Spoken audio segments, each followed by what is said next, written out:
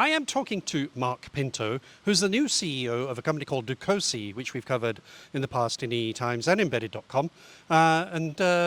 They've been doing the battery cell measurement and management using wireless technologies, based up in Edinburgh in Scotland. Mark, hello. Hi, Denton. Great to talk with you. So, Mark, so you just joined, about just earlier this year, actually, or just late last November, year? yes. So how's the journey been? It's been great. Moving from Silicon Valley to Edinburgh has been an interesting experience, but a great place. I think people, maybe the Times, know that it's got a nice semiconductor ecosystem there, from audio experience and so forth, and It had a big mixed signal background, exactly, actually, yes. which is very useful. Not so much Wolfson and Cirrus dialogue and all that. Yeah. Dialogue. Yeah. Not so much automotive, but doesn't really matter. You know, we've learned how to do the automotive design standards and FUSA and functional safety and the like. So great place to work, and a very innovative idea. And just before we go into some of the topics that we talked about earlier, but your background, you exited a company called Blue Danube, and that sold to NEC. Just tell us a little bit about that. So yeah, I've been in semiconductors for, I guess, almost 40 years. Started at Bell Laboratories, was the CTO of something called Lucent Microelectronics, which became a Gear. Yes. And after that, I was the CTO of Applied Materials, so got into semiconductor process equipment, solar, flat panel displays. And then after that, co-founded a wireless startup doing beamforming called Blue Danube Systems, which, as you said, we sold to NEC in 2022. Right. So now tell me, just remind us, our audience, what Dukosi's value proposition is. So the value proposition is to monitor batteries at the cell level. Today, there's very few measurements that are made at the cell level, typically just voltage. And to do it, it's wired, and which comes with cost, comes with lack of accuracy, adds reliability problems because you have more solder joints, comes with weight, and you're limited to really that one parameter. If you want to do more, you got to put more wires in, and that's something you don't want to do. What we've been able to do is come up with a sensing chip, a sensor chip and monitoring chip that can measure voltage, it can measure temperature, it can measure other things, you can put other sensors there, and it uses a communications protocol to send that data back synchronously so that you know it at every cell at exactly the same time. The challenge, the idea of having a chip on a cell is not a new idea. People have thought of that before. The problem is when you go to battery packs with 100 or 200 cells, how do you get that data out? Yeah. Wires, as I said, becomes inefficient and inaccurate and is a reliability problem.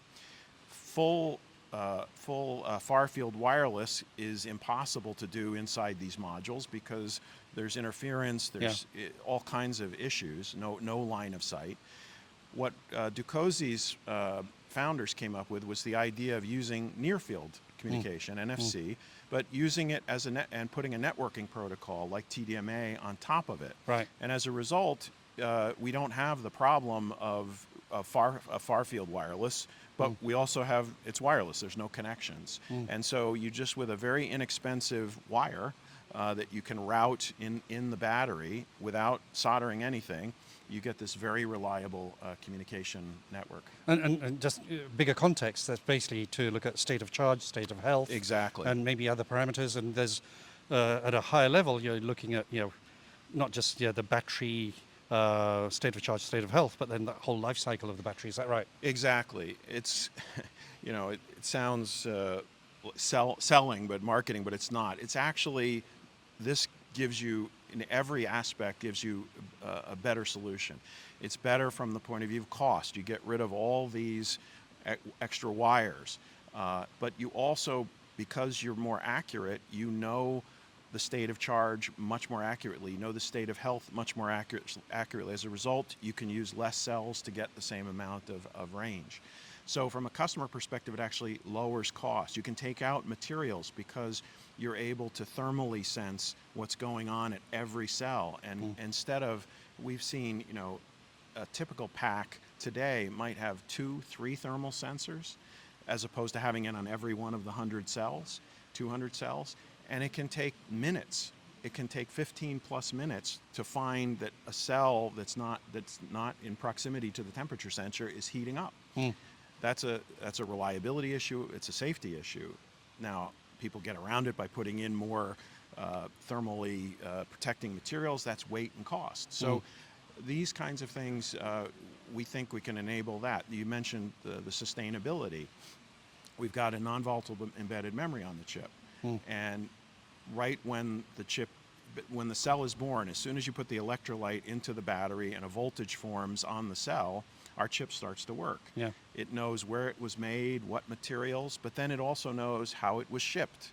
It knows if it's on a container ship and the ship got to the container got to over 50 degrees, if it logs that. It logs how it was charged. So you know what this cell has been through. One of the challenges of recycling batteries is it does come with a cost, but what can you sell that battery for? If I don't know anything about that battery, I have to presume it's not a good one. Exactly. And so, or I've got to do some expensive testing. But if I've got a chip on there that kept its life and I can read that chip, it tells me how good that battery is. Yeah, it's like the passport for that battery. Exactly. Interesting. Now, you're targeting automotive primarily because of the electrification and the battery, and yes, everybody worries about lots of things, including range and stuff like that. So you need to know it's part of that information process. But that's a long cycle. So there are other applications, and then you talked about potentially others as well. Yeah, I think there's three main ones that we're addressing and interacting with, and since last year have been doing validation with customers on. One is the automotive, as you mentioned. The volume's very high and lots of aspects that we can help with. Second one is battery energy storage systems, BESS. These are the large-scale energy systems that are used for demand balancing, solar, wind, et cetera. Coming into a lot of interest. The cost is getting to be very attractive. The problem, probably the biggest problem with them, is the safety. It's the and the insurability. People can't get projects started only in certain places, because if you did have a fire and it got to adjacent areas, so the insurers just don't know how to deal with this. They don't understand it. They can't put a number on it. So it's made projects very difficult. So we think we can help address that by. Have you tested that out? I mean, have you? Yes, we've talked to insurance companies. They want to see the results. I mean, right? they've tried telematics in cars. This is a next step, I guess. So they want to see the results. So we're working on that.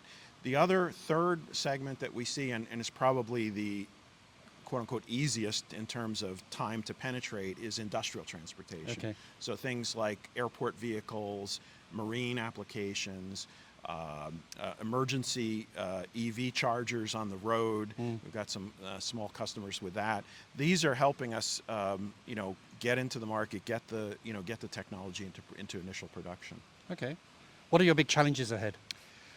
I would say the biggest is this just time scale. We are a startup, and startups always have challenges, of their size. Now, of course, we're using a 55 nanometer process at Global Foundries. It's scalable. It's been in production for 15 years, so we can scale. I mean, and we're using conventional packaging and the like. So that's that's a help. But it's still you're a small company interacting with companies who have big quality organizations and all of that. So that's certainly a challenge. The time scales of getting into things. Frankly, a lot of our initial customers are in Asia and, in fact, in China. And obviously, watching the EV space, why that is.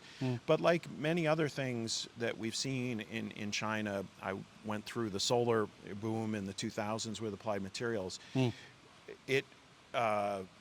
The learning curve in China for these kind of industries, when they make a commitment, they learn very fast, and their methods are to try things. And so we can get into cars much faster there and than in the West. Now, it's not to say that we do have engagements in Europe and in the US, but it's pace is not as fast as some Interesting. Chinese Interesting. companies. Now, you're a small company, startup, so I guess you'll be having to raise more money.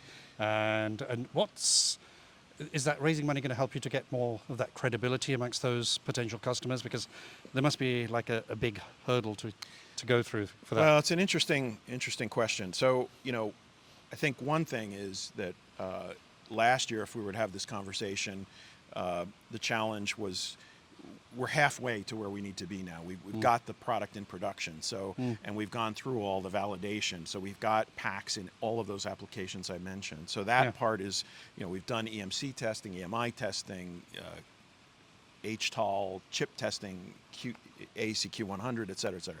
So that's all now behind us. So we're halfway there in a sense. But in terms of funding, we have an interesting model. We only have one shareholder. So we actually don't raise rounds, and they've been incredibly supportive. As a strategic shareholder, I can't remember. It's a family office, Okay. And so they've been very, very supportive. In fact, I joined my engagement with Dukosi started through that investor 2.5 years ago. Okay. Now, having said that,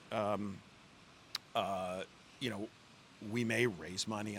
I think the main interest for us in our shareholder is if there's strategic reasons to do that. Yeah. And so as we progress and as we have more partners in different areas, that may open the possibility. But thankfully, it's not something we've had to worry about.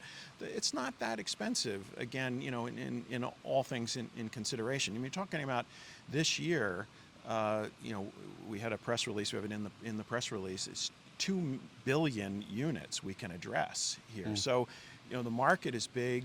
The amount of funding you need for a fabless chip startup is not that great when you're working in 55 nanometer technology, right? And not exactly. the bleeding edge EUVL masks and things like that. Yeah, but an addressable market is one thing, and getting into that customer is another thing. The thing with our, and I have to give them a lot of credit, is just the persistence. But they knew that to start with. Sure. I mean, when you're going after automotive, that it's you have to have some staying power. Yeah. Well, Mark, good luck, and thank you very much. Thank you very much, Nitin. Thank you.